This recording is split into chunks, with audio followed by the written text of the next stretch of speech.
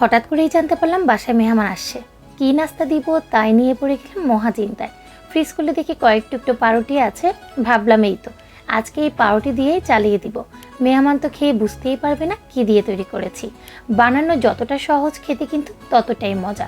হাতের কাছে পাউরুটি থাকলে আপনারাও কিন্তু যে কোনো সময় এটা তৈরি করে ফেলতে পারেন। তো আজকের রেসিপি তৈরি করার জন্য আমি এখানে 3 টুকরো পাউরুটি নিয়েছি। আমার কাছে এইটুকু পাউরুটি ছিল তাই 3 টুকরো নিয়েছি। আপনারা কিন্তু বেশি কম আপনাদের প্রয়োজন অনুযায়ী নিয়ে নিতে পারবেন। পাউরুটিগুলোকে একটু ছোট ছোট টুকরো করে কেটে নিয়েছি। তারপর আগে থেকে জাল করে রাখা হালকা কুসুম দুধ 2 কাপ পরিমাণ দিয়ে দিচ্ছি। এই 2 কাপ দুধের মধ্যে পাউরুটিগুলোকে ভিজিয়ে রাখবো প্রায় 10 মিনিটের মতো। এতে করে কিন্তু এই পাউরুটিগুলো একদম নরম হয়ে যাবে, যেটা কিন্তু অনেকটাই তুলার মতো লাগবে। 10 মিনিট পর পাউরুটিগুলো যখন একটু নরম হয়ে যাবে, দুধটা ঠান্ডা হয়ে যাবে, তখন একটা ব্লেন্ডার জারের মধ্যে দুধ এবং পাউরুটি নিয়ে নিয়েছি। খুব ভালো করে এবার মিহি করে ব্লেন্ড করতে দিব।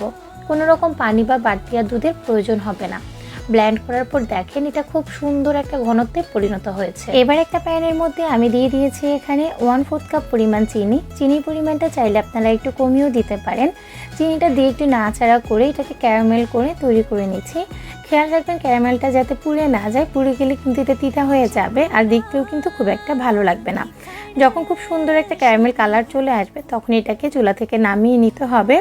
যেই পাত্রে আমি আজকে রেসিপিটা সেট করব সেই পাত্রে আমি এই ক্যারামেলটাকে ঢেলে নিচ্ছি। ক্যারামেলটা কিন্তু পুরোপুরি ঠান্ডা হওয়া পর্যন্ত অপেক্ষা করতে হবে, তাই এটাকে একটা সাইডে রেখে দিব যাতে এটা পুরোপুরিভাবে ঠান্ডা হয়ে যায়। এইদিকে একটা বাটিতে আমি নিয়ে নিয়েছি রুম টেম্পারেচারে থাকা 3টা ডিম। এই ডিমের সাথে দিয়ে দিয়েছি 1/3 কাপের থেকেও কিছুটা পরিমাণে কম চিনি। তবে আপনারা চাইলে মিষ্টির পরিমাণটা আপনাদের পছন্দ অনুযায়ী বাড়িয়ে দিতে পারেন। কিছুটা লবণ দিয়েছি স্বাদ অনুযায়ী, আপনারা চাইলে কিন্তু এই লবণটা বাদ দিতে পারেন যারা মিষ্টি জাতীয় খাবারে লবণ খেতে পছন্দ করেন না। এবার এই ডিম চিনির মিশ্রণের সাথে আগে থেকে যে আমরা দুধ পাউরুটির মিশ্রণটা তৈরি করে রেখেছিলাম সেটা দিয়ে দিয়েছি এবং খুব ভালো করে দুইটাকে একসাথে বিট করে নিব।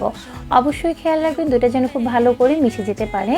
তারপর আমি যে পাত্রে ক্যারামেলটা সেট করেছি সেই পাত্রটা নিয়ে নিয়েছি আর একটা ছাঁকনির সাহায্যে আমি এই মিশ্রণগুলোকে ছেঁকে সেই পাত্রের মধ্যে ঢেলে দিচ্ছি। দেখেন কতখানি অবশিষ্ট ময়লা জমে গেছে, এগুলো কিন্তু অবশ্যই বাদ দিয়ে দিতে হবে। এবার পাত্রের মুখে একটা ঢাকনা দিয়ে চুলার উপরে আমি একটা পাতিলের মধ্যে একটা স্ট্যান্ড বসিয়ে তার মধ্যে কিছুটা পানি দিয়ে দিচ্ছি। এই পানিটার উপরে আমি সেই পুডিংয়ের পাত্রটা বসিয়ে দিয়েছি এবং এটাকে উপর থেকে একটা ঢাকনা দিয়ে ঢেকে দিব। ঢাকনা দিয়ে ঢেকে আমি এটাকে প্রায় 30 থেকে 40 মিনিটের মতো রান্না করব। রান্না করার পর আমি কিন্তু এটাকে নামিয়ে ঠান্ডা করে ফ্রিজের মধ্যে প্রায় 2 ঘন্টার মতো রেখে এটাকে ঠান্ডা করে নিয়েছি। যে কোনো পুডিং আপনি বানানোর পর যদি সেটাকে রুম টেম্পারেচারে এনে তারপর ফ্রিজের মধ্যে 1 থেকে 1.5 ঘন্টা রাখেন তাহলে কিন্তু এটা মোল্ড আউট করার সময় ভেঙে যাবে না, অনেক সুন্দর করে এটা মোল্ড আউট হবে। যাই হোক, আমি এখন আমার এই পুডিংটাকে মোল্ড আউট করে নিচ্ছি। মোল্ড আউট করার জন্য আমি কিন্তু পাত্রের উপরে একটা প্লেট দিয়ে তারপর আমি উপর করে এটাকে জাস্ট একটু উপর থেকে প্রেস করে দিয়েছে। দেখেন এটা কত সুন্দর মোল্ড আউট হয়েছে, কালারটা দেখেছেন কত সুন্দর হয়েছে আর একদম পারফেক্ট একটা পুডিং তৈরি হয়েছে। হুটহাট করে যদি মেহমান আসে তাহলে এরকম একটা ডেজার্ট তো তৈরি করেই ফেলতে পারেন, মেহমান খেয়ে কিন্তু বুঝতেই পারবে না যে এটা আপনি কী দিয়ে তৈরি করেছেন। আজকের এই পুডিং রেসিপিটা আপনাদের কেমন লেগেছে অবশ্যই কিন্তু কমেন্ট করে জানাবেন।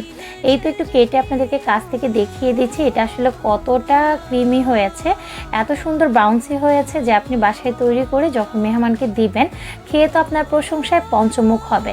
স্বাদেও কিন্তু ভিন্নতা আসবে আর খেতেও কিন্তু এটা আলহামদুলিল্লাহ অনেক বেশি মজার হয়েছে।